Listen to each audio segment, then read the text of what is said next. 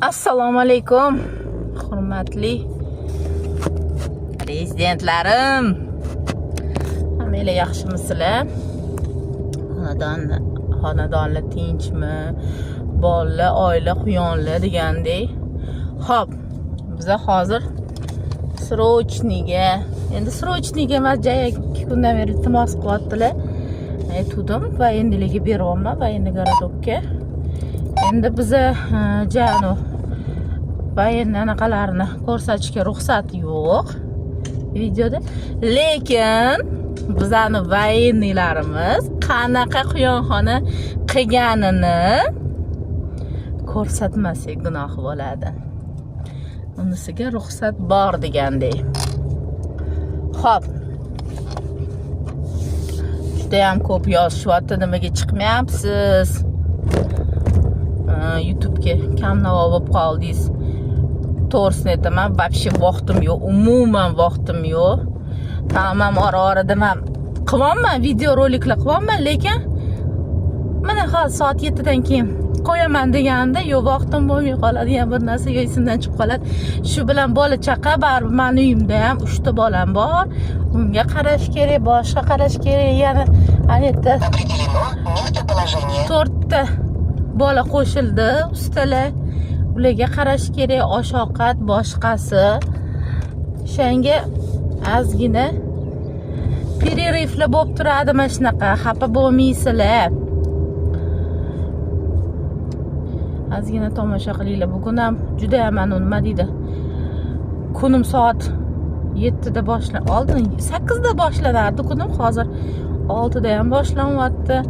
Bir xillidan charchab ketsam 9 da ham boshlanyapti. Xullas mayli, barakasini bersin, nolish yo'q, nolsak gunoh. Shu ishlaga, shu vaqt yetishmovchiligiga nechta odamlar zor bo'lyapti. Allohimga hamd va sanolar bo'lsin. Biza vaqtga zor ekanmiz.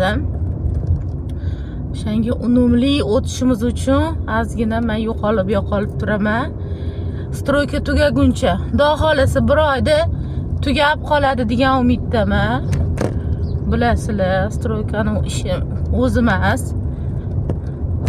Yaxshi xo'jayinimlar ham otpuskaga chiqdilar. Ular qarashyaptilar, ish qilib, er-xotin qo'sh-ho'kiz bo'lib amallayapmiz. Bir narsalarni qilib amallayapmiz. Xo'p, ozgina 1-2 savollarga ham javob etib o'tmoqchi edim. Qaranglar, ko'p savol tushyapti-da. Mana quyonni bolachalarini onadan ajratayotganda nima ish qilish kerak? Birinchi o'chirtda nima qilinadi? Birinchi o'chirtda 45 kunlikda vaksina urmaysizlar. Birinchi o'chirtda sizlar o'sha 40 kunlik bo'lganda yo'kida undan ham oxirroq mana 35 kunda men ajrataman. Men o'zim nima qilayotganini o'tay. Albendazol suspenziya bor, qurtga qarshi. Birinchi o'chirtda onadan ajratayotganimda yo'q suv bilan qo'shib yuboraman. O'zim ham suv bilan qo'shib berib yuboraman bolachalariga. Yo'kida sizlarning quyoninglar kamroq bo'lsa, misol uchun 5-10 ta, 50 ta, mayli 100 ta bo'lsin, quyondan bolasini o'sha onadan ajratayotganinglarda 0,5 grammdan og'zidan quyib sug'arib olishinglar kerak.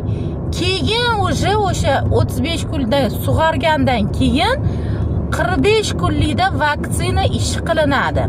Birinchi o'chirtda o'sha qurtga qarshi albendazol, bolachalarga faqat albendazol berishimiz kerak.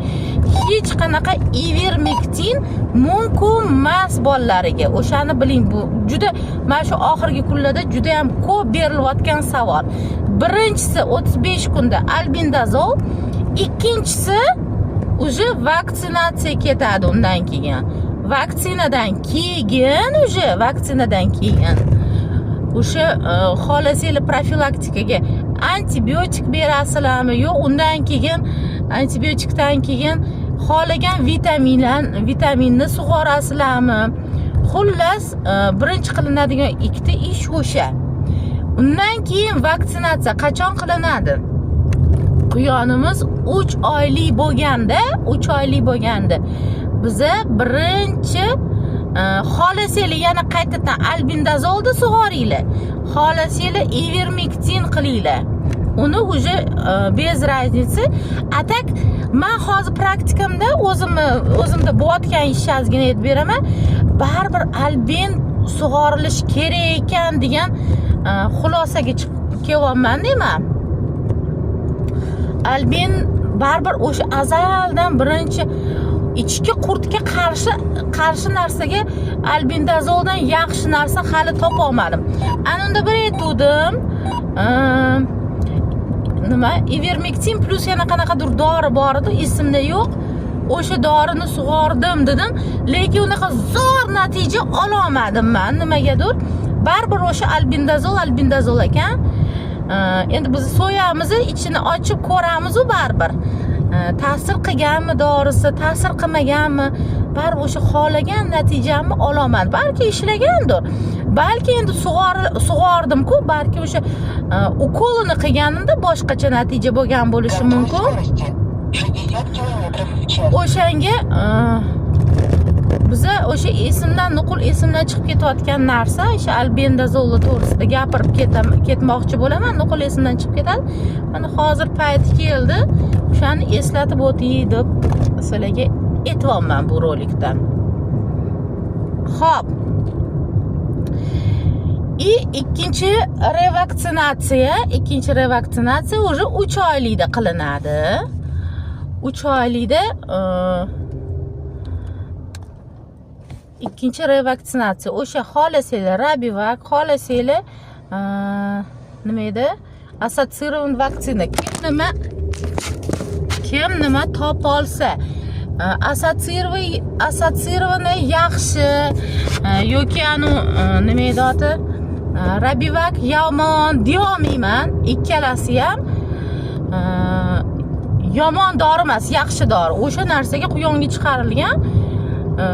Hech aniq qila olmayman. Misol uchun assosiatsiyoni topa olmaydigan paytimizda bemalol Rabivak ham uraveramiz. Bitta tomoni Rabivak kihatlarga salanu nima deydi? O'zini anaqasida ham yozib qo'ygan, mumkin emas deb.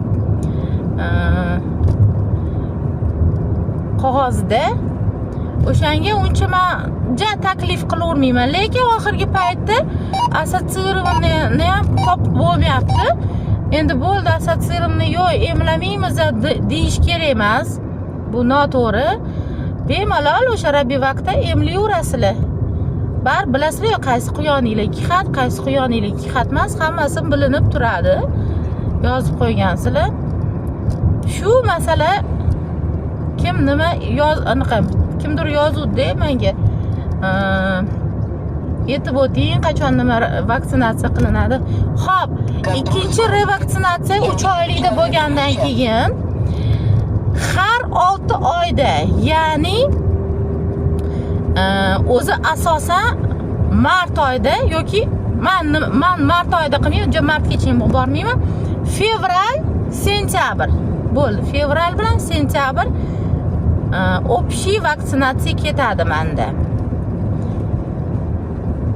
Bu degani qaranglar, keyin mana bunaqa narsa bor. Ana men aytayapman-ku 45 kunlikda yoki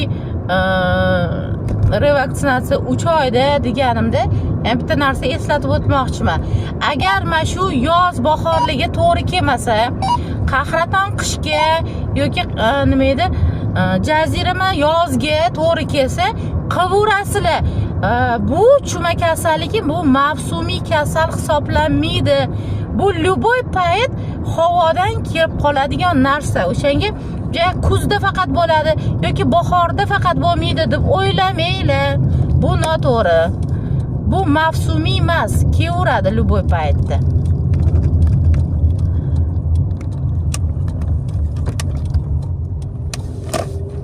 Shunaqa gaplar o'rtoqlar. Hozir ozgina voyenniy часть ichida ham sizlarga obzor qilib qo'yaman, qilib beraman. Juda ham iltimos qilishganiga, mayli, uzoq emas mendan, shunga kelib ko'rib keting. Bo'pti. Tomosha qilinglar. Manzarani qaranglar, shunaqa dahshat. Shamol, shoboda, вообще mazza qiladi kelgan odam.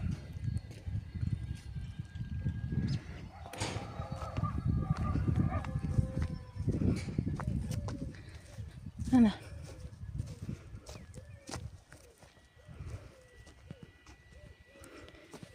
dahshat. Qaranglar. Omborxona. Ashdan kirib borar ekanmiz. Kirib borib, oldin bu yerda suv ombori bo'lgan ekan. Suv ombori bo'lib, mana shunaqa joyda, lekin salqin ekan, kirganda salqin, zo'r, 17 gradus salqinlik. Mana shu yerda quyonxona bo'ladi, xudo xolisa. Shu bir tomoniga qilishgan, yana bu yoq tomoniga sekin mana harakat, xudo xolisa. Mana bo'lajak quyonxona. Qaranglar, yasab qo'ygan inlarni. Oddiy taxtadan qilib, sal o'sha matchnik kattaroq qo'ydinglar bo'ldi.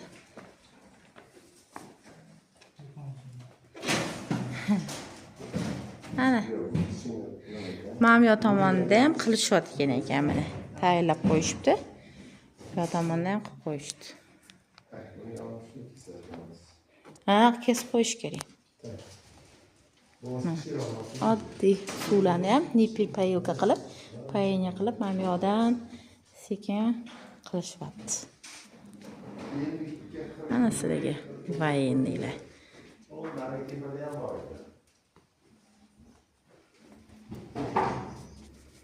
Qaranglar, yana bitta bor ekan joy. Boshlang'ich ekan bu. Qoyil.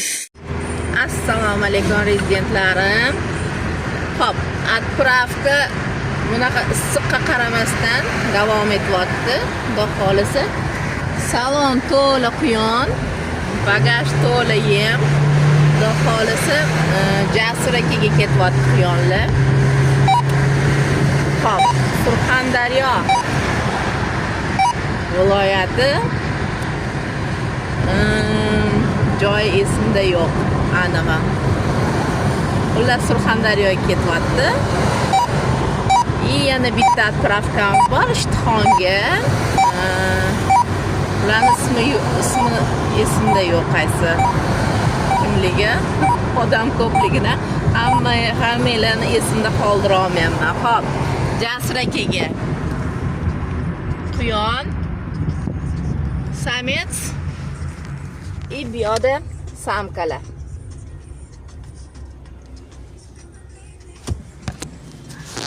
Ko'rindi degan umiddaman.